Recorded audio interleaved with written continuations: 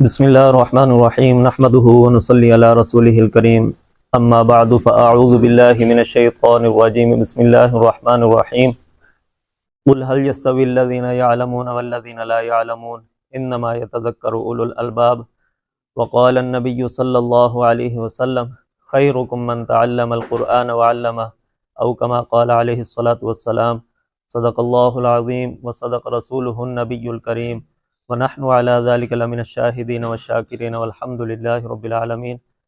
تمام سامعین حاضرین کو اس تجوید کورس کے اندر خوش آمدید کہتا ہوں۔ یہ تجوید کورس کروانے کا مقصد یہ ہے کہ قرآن پاک کو صحیح معنی کے اندر ہم اس کے جو اصول اور قواعد ہیں اس کے مطابق ہم پڑھنے والے بن جائیں۔ اب قرآن پاک چونکہ عربی زبان کے اندر ہے اور عربی کا اپنا ایک مخصوص لب و لہجہ ہے، اس کے اپنے جو ہے وہ صفات ہیں، اس کے اصول ہیں، اس کے قواعد ہیں، اس کے مطابق جب تک ہم نہیں پڑھیں گے تو نہ ہم قرآن پاک صحیح معنی کے اندر صحیح پڑھ پاتے ہیں اور نہ ہی ہم اپنی نمازوں کو صحیح کر سکتے ہیں۔ اب جو چیزیں ہم نے بچپن کے اندر سیکھیں اس میں جو غلطی کوتاہی جو کمی بیشی رہے گی وہ ساری زندگی اسی طرح برقرار رہتی ہے، اور جب ایک خاص بچپن کی عمر سے آدمی گزر جاتا ہے اس کے بعد اس کو قرآن پاک کسی کو سنانے میں، اسی طرح نماز کو سنانے میں، اس کی تصحیح کرنے میں ایک قسم کی شرم سی محسوس ہوتی ہے، حالانکہ دین کو سیکھنے کے لیے کسی قسم کی شرم نہیں ہونی چاہیے۔ اب ہم نے تقریباً 1200 ٹیچرز کو، اسکول ٹیچرز جو ہائی کوالیفائڈ تعلیم یافتہ لوگ تھے، 1200 ٹیچرز کو ہم نے یہ تجوید کورس کروایا۔ آپ کو جیسا کہ معلوم ہوگا کہ اسکولوں کے اندر قرآن پاک کی تعلیم لازمی ہے۔ اب یہ اس کے لیے باقاعدہ انہوں نے اساتذہ کو ٹریننگ دی تھی۔ اب 1200 ٹیچرز کے اندر ہم نے جب ان کا سنا، جب جائزہ لیا، ان میں سے 95 سے 98% جو پڑھے لکھے کوالیفائڈ تعلیم یافتہ جو لوگ تھے ان کو قرآن پاک صحیح پڑھنا نہیں آتا تھا۔ اندازہ کریں، اب جب قرآن پاک صحیح نہیں ہے تو پھر نماز کیسے صحیح ہوگی؟ اب نماز کے اندر قرآن پاک جو ہے یہ پڑھنا یہ فرض ہے، جس طرح ہم قرات کرتے ہیں، ہم تلاوت کرتے ہیں، نماز میں فرض ہے۔ جب فرض چھوٹ گیا، فرض صحیح نہ ہوا تو نماز بھی صحیح نہ ہوئی۔ تو جس طرح سے نماز کو پڑھنا فرض ہے، نماز کا سیکھنا بھی فرض ہے، اور نماز کو صحیح سیکھنے کے لیے قرآن پاک کا صحیح ہونا ضروری ہے۔ اب اسی قرآن پاک کی تصحیح کے لیے یہ تھوڑا سا ہم نے وقت رکھا ہے۔ یہ قرآن پاک کو سیکھنے کے لیے پہلے عربی کے چند اصول اور قواعد ہیں، اس کو ہم سیکھ لیں گے، اس کی مشق کرتے رہیں گے تو انشاءاللہ یہ ہر آدمی کا قرآن پاک صحیح ہو سکتا ہے، ہر آدمی کی نماز صحیح ہو سکتی ہے۔ تو اس کے لیے تھوڑا سا میں آپ کو چند مثالیں دے کر سمجھاتا ہوں کہ تجوید کے ساتھ قرآن پاک پڑھنا کتنا ضروری ہے۔ تھوڑا سا میں تجوید کو پہلے آپ کو بتا دوں، یہ تجوید ہے کیا مختصر انداز سے۔ تجوید کا لغوی معنی ہوتا ہے عمدہ بنانا، سنوارنا، خوبصورت بنانا، مزین کرنا۔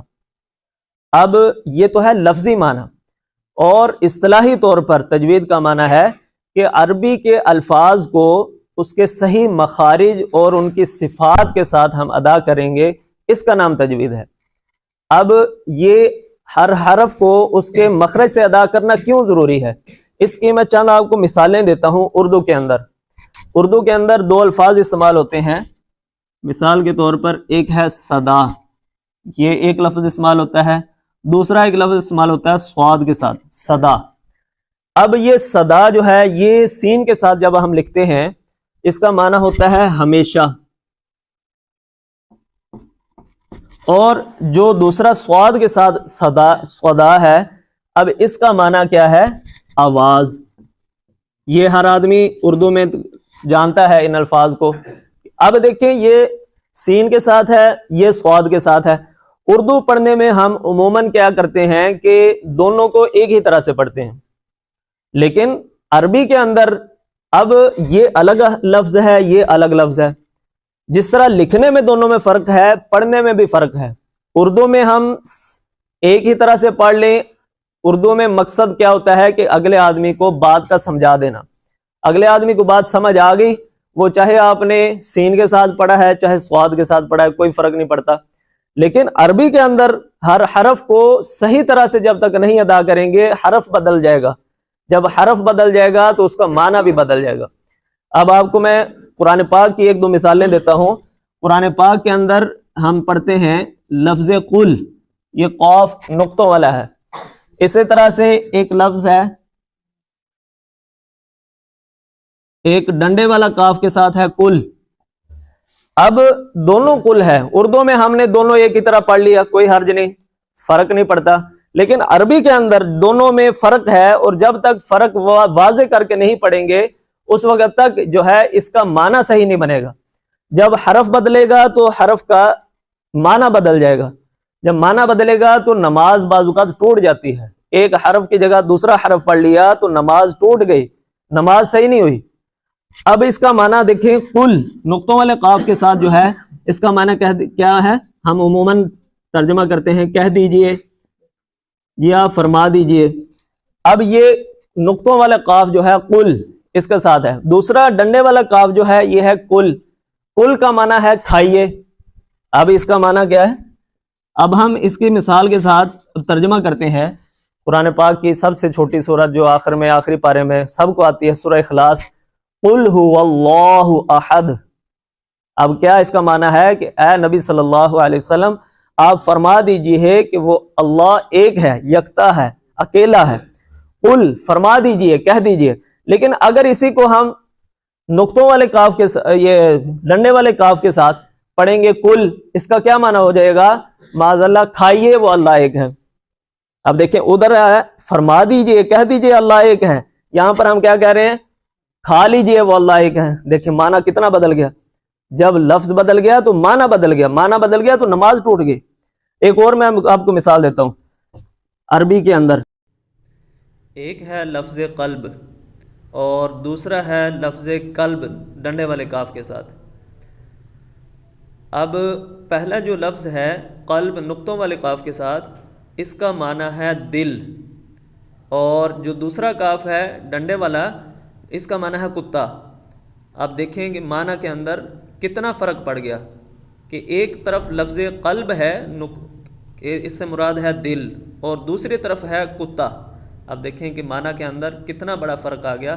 اب جہاں اللہ کی مراد قلب یعنی دل ہے وہاں پر ہم نے کتا بنا دیا. تو یہ دیکھیں کس طرح جو ہے یہ معنی کے اندر کتنا واضح فرق آتا ہے، تو جس کی وجہ سے معنی بدل جاتا ہے جو کہ گناہ کا باعث بنتا ہے. اور جو اس میں غلطیاں کوتاہیاں ہیں وہ بالکل درست ہو جائیں. ہم قرآن پاک کو صحیح معنی کے اندر ہم جو ہے وہ یاد کر کر اس کو سمجھ کر اس کے اصول کو سیکھ کر ہم اس کو پڑھیں گے تو انشاءاللہ ہماری نماز بھی درست ہوگی، ہمارا قرآن پاک بھی درست ہوگا. تو اس کے لیے انشاءاللہ کل سے باقاعدہ طور پر ہم جو ہے وہ پروجیکٹر لگا کر ہم حرف کو کہ اس حرف کو ہم نے کیسے ادا کرنا ہے، اس کا مخرج کیا ہے، اس کو ہم نے کس طرح پڑھنا ہے، یہ ساری کی ساری چیزیں انشاءاللہ کل کے سبق میں انشاءاللہ آپ کو پڑھائیں گے.